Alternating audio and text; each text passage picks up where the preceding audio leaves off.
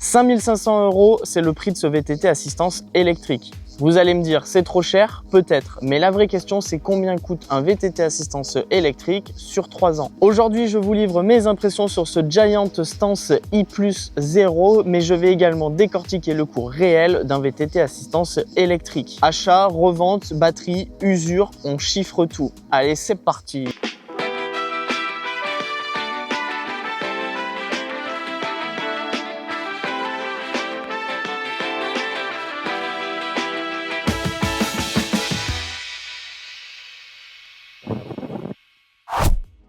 Le Giant Stance i+0 se positionne dans la gamme de 5 000 à 6 000 € des VTT assistance électrique All Mountain, tout suspendu.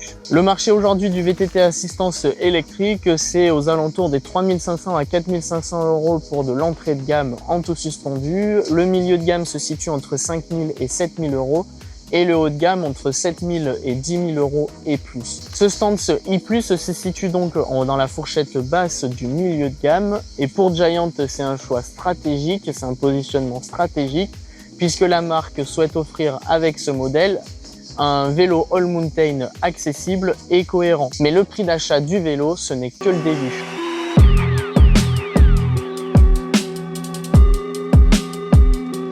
Je l'ai dit en introduction, ce Giant Stance i+0 est affiché à un tarif de 5 500 € dans les Giant Store. Et à ce tarif-là, il propose une prestation et des équipements qui sont logiques, qui sont corrects pour ce niveau de gamme.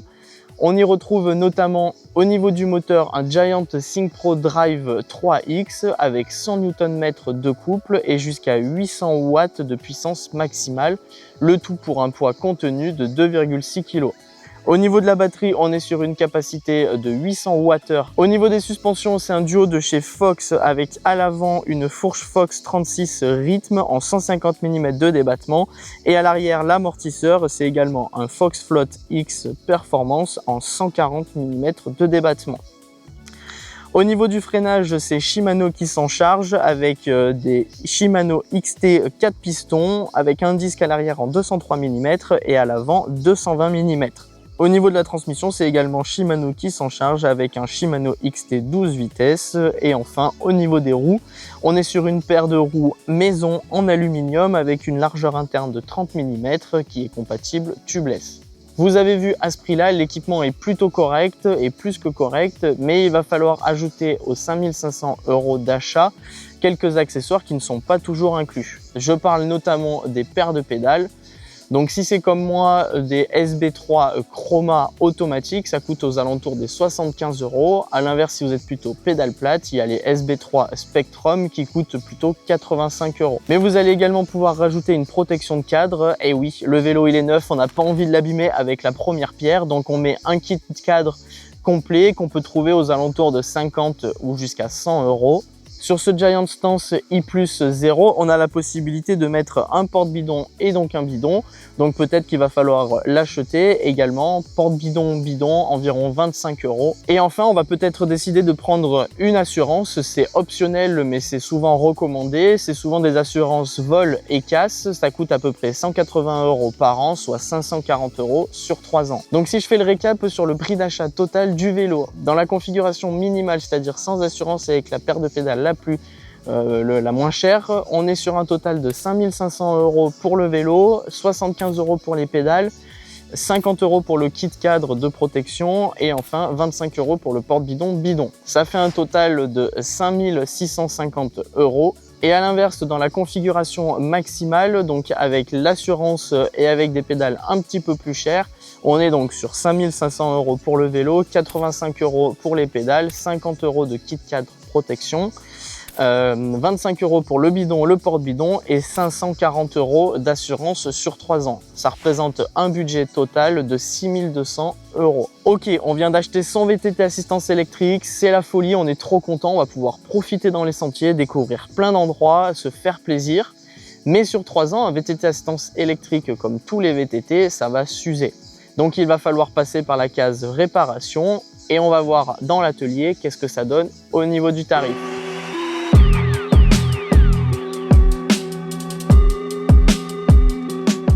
Allez, si je suis revenu dans l'atelier, c'est pas pour rien, c'est pour qu'on parle bien entendu de l'entretien et de l'usure d'un VTT assistance électrique durant 3 ans.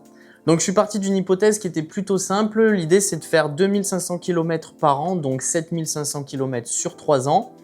En fait, c'est assez simple parce que ça fait à peu près 50 sorties de 50 km, donc ça fait une sortie par semaine, ou alors 100 sorties de 25 km par an. Je pense que c'est à peu près ce qu'on fait la plupart du temps quand on est pratiquant. Du coup, premier entretien qu'on fait régulièrement sur un VTT assistance électrique au niveau de la transmission, je veux bien entendu parler de la chaîne. Là, je suis parti sur à peu près 800 à 1200 km en fonction de l'entretien qu'on y fait. Donc, ça fait sur les 3 ans 7 entretiens, 7 changements de chaîne. Je suis parti sur un prix moyen de 50 €, soit 350 € pour les 3 ans.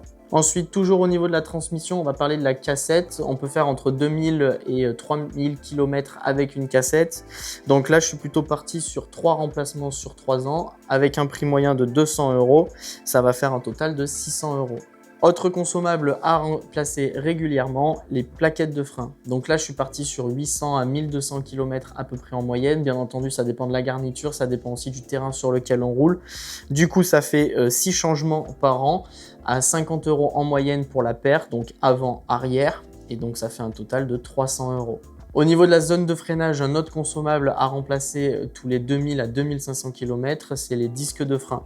On est à peu près sur du coup un remplacement par an, donc 3 fois, à 140 € la paire avant-arrière. On est sur 420 € au total.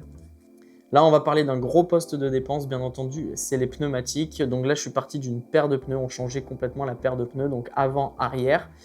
Je suis parti, j'ai été plutôt généreux, mais j'ai dit 1000 à 1500 km, on changeait les pneus. Ça dépend encore une fois du terrain et du type de pneus que vous choisissez. Mais du coup, je suis parti sur 5 paires sur les 3 ans et on est sur 160 € en moyenne pour la paire de pneus, donc 800 € pour le total. Ensuite, sur un vélo tout suspendu, il faut bien entendu entretenir ses suspensions, que ce soit la fourche et l'amortisseur. Là, je suis parti sur une révision une fois par an, donc ça fera 3 révisions, ou alors on peut compter une révision tous les 100 heures si vraiment vous roulez plus que ça. On est sur 250 € en prix moyen pour la révision de la fourche et de l'amortisseur, soit 750 € pour le total.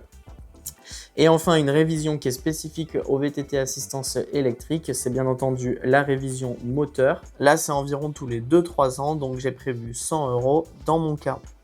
Enfin, j'ai voulu rajouter un petit poste de dépense qui va correspondre au petit entretien, à la petite maintenance, comme par exemple changement des câbles, des gaines, ça peut être une purge de frein de temps en temps. Donc là, j'ai mis un petit budget à peu près 100 € par an, donc un total de 300 €. Du coup, si on additionne le total, ça fait à peu près 3520 € de dépenses pour l'entretien. Bien entendu, ça peut paraître énorme, mais c'est sur 3 ans, c'est pour 7500 km. Ça représente 46 centimes au kilomètre et en fait, par mois, ça fait un peu moins de 100 €.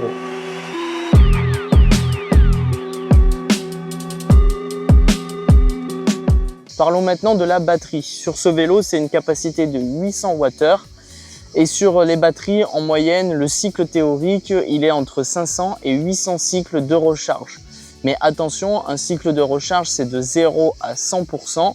Et quand on recharge son VTT assistance électrique, on fait rarement des charges complètes. On est plutôt entre 30 et 80%, donc ça fait des recharges partielles.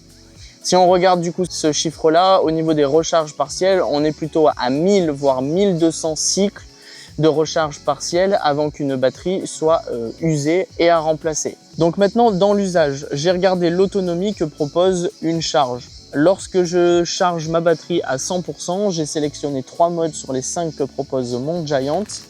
Avec le mode Eco, je peux faire à peu près 60 à 80 km. Avec le mode Active, donc le mode intermédiaire, je peux faire entre 40 et 60 km. Et enfin, avec le mode Turbo, je peux aller jusqu'à 30 km. En effet, lorsque l'on roule, on mixe souvent les modes d'assistance. On roule rarement toujours avec le même mode. Donc ça veut dire qu'on peut facilement atteindre de belles distances avec ce VTT assistance électrique. J'ai notamment, moi personnellement, pu faire des 50 km et 1500 de dénivelé positif et j'avais encore près de 40% d'autonomie, sachant que je n'ai pas utilisé toujours que le mode Eco. C'est cool parce qu'avec cette gamme de Giant Stance E+, on va pouvoir se faire plaisir et faire de belles sorties. Sachant qu'en plus Giant propose un Energy Pack, c'est-à-dire une batterie additionnelle qu'on vient fixer sur le porte-bidon et qui va permettre d'ajouter 250 Wh supplémentaires. Donc on va porter l'autonomie totale à 1050 Wh. Bref, revenons à nos moutons sur la longévité d'une batterie.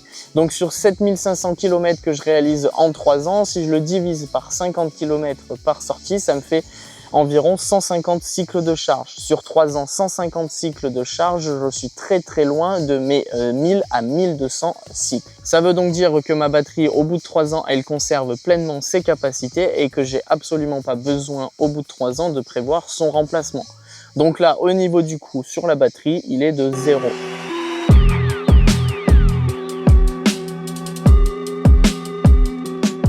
Bon allez, si on parlait maintenant de la revente, parce que oui, avoir un VTT assistance électrique, c'est beau, mais au bout d'un moment, on va vouloir potentiellement le changer. Donc il va falloir passer par la case revente. Alors le marché d'occasion du VTT assistance électrique, si on regarde sur internet, pour des modèles d'il y a 2-3 ans, on est aux alentours d'un prix de revente de 2800 à 3500 €, soit une décote d'environ 40 à 50%. Donc mon Giant Stance i+0, dans 3 ans, je vais pouvoir le revendre à peu près, donc dans la fourchette basse, c'est-à-dire avec une batterie un petit peu usée et avec quelques traces d'usure sur le vélo, aux alentours des 2850 €. Et à l'inverse, pour une fourchette haute, donc c'est-à-dire avec une batterie en très bon état, peu de traces d'usure, etc., aux alentours de 3500 €. Dans le cas de l'exemple là, je vais pas rendre un tarif moyen de revente de 3000 €. Du coup, j'ai sorti la calculette et le coût réel de possession de mon VTT assistance électrique sur 3 ans, il est sans assurance de 5650 € pour l'achat du vélo, 3520 € pour l'usure, l'entretien, et on va déduire les 3000 € de revente, ça fait un total de 6170 €. À l'inverse, si on a choisi l'assurance, on a toujours un prix d'achat de 5650 € plus un coût d'entretien de 3520 € sur les 3 ans. On ajoute l'assurance sur 3 ans de 540 € et on déduit encore les 3000 €. Ça fait du coup un total de 6710 € de coût réel de possession du VTT sur 3 ans. Du coup, ça signifie que concrètement, notre VTT assistance électrique sur 3 ans, il nous coûte environ 6000 €. Et 6000 €, c'est donc 2000 € par an, 150 € par mois et 80 centimes par kilomètre. Pour rappel, les facteurs qui influencent la revente du VTT assistance électrique sont le kilométrage réduit. Nous, dans notre cas, 7500 km sur 3 ans, c'est un usage classique modéré. Il y a également l'état de la batterie générale. 90%, c'est un usage classique courant et c'est plutôt un bon état. On a également la marque, la Giant, dans notre cas, c'est une grande marque, donc ça facilitera la revente. Et enfin, on a l'état général, c'est-à-dire toutes les rayures qu'on peut avoir sur le vélo. Dans notre cas, on avait mis un kit de protection dès le départ, donc ça réduit les rayures. Si on l'enlève même pour la vente, on va potentiellement avoir un cadre qui va paraître neuf. Attention cependant, avec les VTT assistance électrique, l'évolution technologique va très vite, notamment au niveau des moteurs, donc ça peut avoir une décote plus importante sur votre modèle.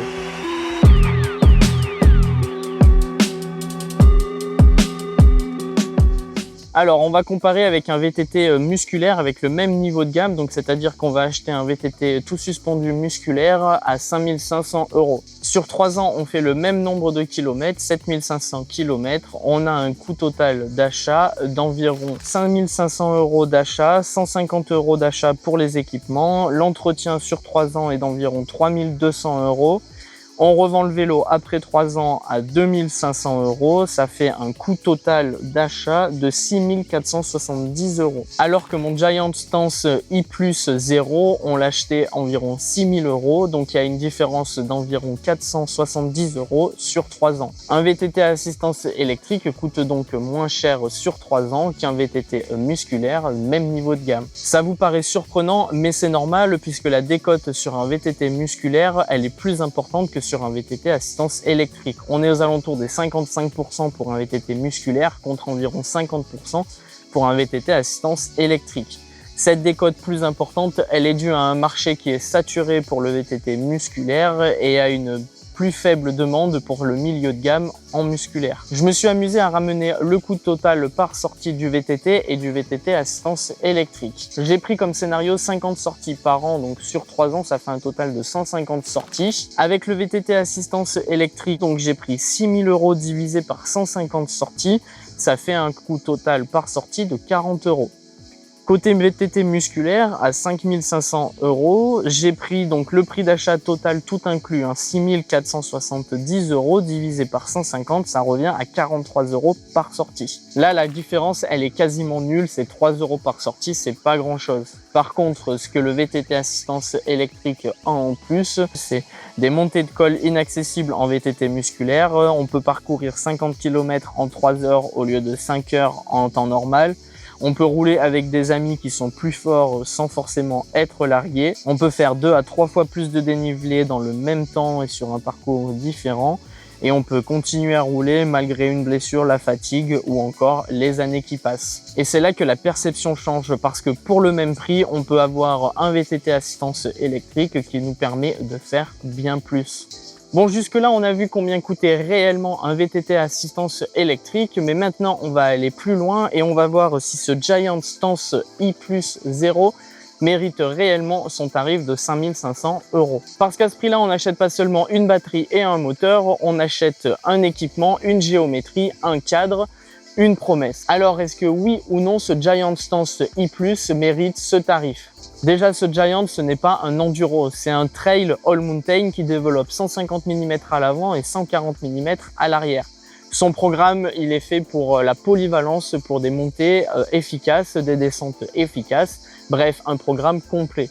Déjà, au niveau du moteur, le plus important sur un VTT à assistance électrique, on sent qu'il a une progressivité excellente. Le moteur, il délivre la puissance de manière linéaire, on n'a pas d'à-coup. C'est plutôt appréciable parce que le moteur, il est assez silencieux. Certes, c'est pas le plus silencieux des moteurs, mais bon, il est encore pas trop bruyant, c'est dans la moyenne et ça, dans les bois, c'est plutôt appréciable. Au niveau des sensations en montée, notamment technique, le moteur il pousse plutôt fort et avec la sensation d'être régulier dans tous les passages. Dans les montées raides, j'entends par là 20% environ, il tient largement sa puissance sans faiblir. Ok, ce moteur, c'est pas le plus puissant du marché, par contre, il est fiable et il va donner ce qu'on va lui demander, c'est-à-dire de nous accompagner dans 95% des situations. Au niveau des suspensions, ça fonctionne plutôt bien lorsque l'on reste dans le programme. Ça filtre bien les petits chocs, ça filtre bien les gros chocs. Par contre, la fourche, c'est une 36, donc quand on va chercher et qu'on sort un peu du programme du vélo, qu'on va chercher des gros impacts, on va potentiellement manquer un petit peu de rigidité. Dans les virages, par contre, on a une suspension qui fonctionne correctement. Le vélo, il est dynamique, il reste dynamique, il ressort plutôt vite des virages. Là-dessus, quand on reste encore une fois dans le programme du vélo, c'est un vélo qui fonctionne bien avec un équipement qui fonctionne correctement.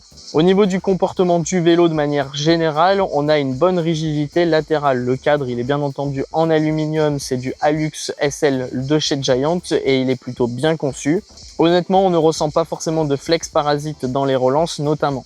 L'amortisseur, je l'ai dit, il travaille bien sur toute sa course et j'ai surtout apprécié le bon compromis qu'on avait au niveau du grip lors du pédalage. De manière générale, la stabilité du vélo, elle est plutôt excellente. Lorsqu'on est dans des descentes peu techniques avec de la vitesse, le vélo nous met en confiance et nous permet de passer vite avec de la stabilité. Par contre, en descente, dans les portions les plus techniques, quand on engage un petit peu, on commence à ressentir un petit peu les limites du vélo. Mais là encore, je suis un petit peu sorti du programme du vélo, donc c'est tout à fait normal. Si on reste dans le programme que préconise le vélo, pour lequel est fait le vélo, là-dessus, on n'a aucun problème, il met franchement en confiance. Du coup, ce Giant Stance i+, pour un rider intermédiaire, il va être parfait pour progresser facilement et le tout en toute sécurité et en confiance. Ok, ce n'est peut-être pas la machine de vos rêves, par contre, c'est le vélo dont vous avez besoin. Voilà, tu sais maintenant combien coûte réellement, grâce à ce Giant Stance i+0, un VTT assistance électrique sur 3 ans. En tout cas, moi, j'ai découvert un super compagnon d'aventure. Ce Giant m'a convaincu, je me suis régalé et il m'a donné le sourire lors de bon nombre de sorties à son guidon. N'hésite pas à me dire en commentaire si tu avais déjà fait ces petits calculs sur le VTT assistance électrique. Dis-moi également ce que tu penses de cette vidéo, ce que tu penses de ce vélo, quelle marque tu utilises en VTT assistance électrique. Puis la barre des commentaires, l'espace des commentaires est fait pour qu'on échange, donc pose-moi toutes les questions que tu veux, j'y répondrai. On n'oublie pas de mettre un petit like, de partager la vidéo, de s'abonner si ce n'est pas encore fait et d'activer les notifications pour qu'on se retrouve dans une prochaine vidéo. Allez, à bientôt dans une prochaine vidéo. Ciao!